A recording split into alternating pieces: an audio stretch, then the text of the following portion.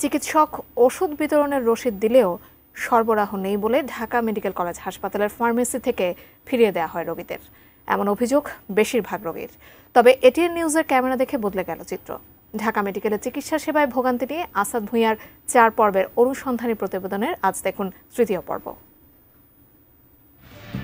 দেশের বিভিন্ন জেলা থেকে ছুটে আসা সাধারণ মানুষের চিকিৎসার সবশেষ আশ্রয়স্থল ঢাকা মেডিকেল কলেজ হাসপাতাল। এই হাসপাতালে জরুরি বিভাগের পাশাপাশি বহির্বিভাগীয় রোগীর ভিড় লেগে থাকে সবসময়। সরকারিভাবে বিনামূল্যে বেশ কিছু ওষুধও সরবরাহ করা হয় হাসপাতাল থেকে। তবে বেশিরভাগ রোগীর অভিযোগ, সরবরাহ রসিদে লেখা ওষুধের পরিমাণের অর্ধেক বিতরণ করা হয় স্টোর থেকে। আবার বেশ কিছু ওষুধ সরবরাহ নেই বলে ফিরিয়ে দেয়া হয় তাদের। রোগীদের প্রশ্ন, চিকিৎসক সরকারি ওষুধের সরবরাহ ঠিক থাকার কথা বললেও ফার্মেসি থেকে কেন দেয়া হয় না?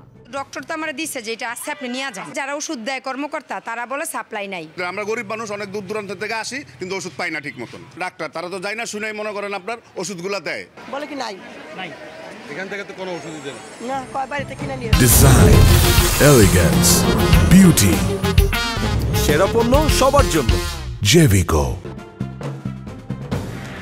এই অভিযোগের তথ্য জানতে হাসপাতালের স্টোরে যায় এটিএন নিউজ। ক্যামেরায় কথা বলতে রাজি হননি কেউই। তবে এর পরপরই বদলে গেল দৃশ্যপট। সরবরাহ রসিদে লেখা 10টি ওষুধের মধ্যে প্রথমে 5টি বিতরণ করা হলেও সাংবাদিকের উপস্থিতিতে সব ঠিকঠাক। ওষুধ ছাড়া খালি হাতে বাড়ি ফিরতে দেখা যায়নি আর কোনো রোগীকে। তাই রোগীদের প্রশ্ন, এখন ওষুধ আসলো কোথায় থেকে? এখন 10টা দিয়েছি। আজকে কি সাদা কাগজ তিনটার ওষুধই পাইছেন? হ্যাঁ, আজকে 3টার ওষুধই পাইছি। সকাল 10টা থেকে ওষুধ নাই, এখন আপনারা আসার পরে পরে ওষুধ আইলো। ওষুধ এখন কি উড়াল দিয়ে আইছে নাকি, না হেলিকপ্টারে পাঠাইছে? সাথে ওষুধ কেন? ওয়ার্ডে ভর্তি রোগীর স্বজনদেরও অভিযোগ, স্টোরে বেশি দামের সরকারি ওষুধ মজুদ থাকার পরেও ফার্মেসি থেকে কিনতে বাধ্য করে নার্সরা।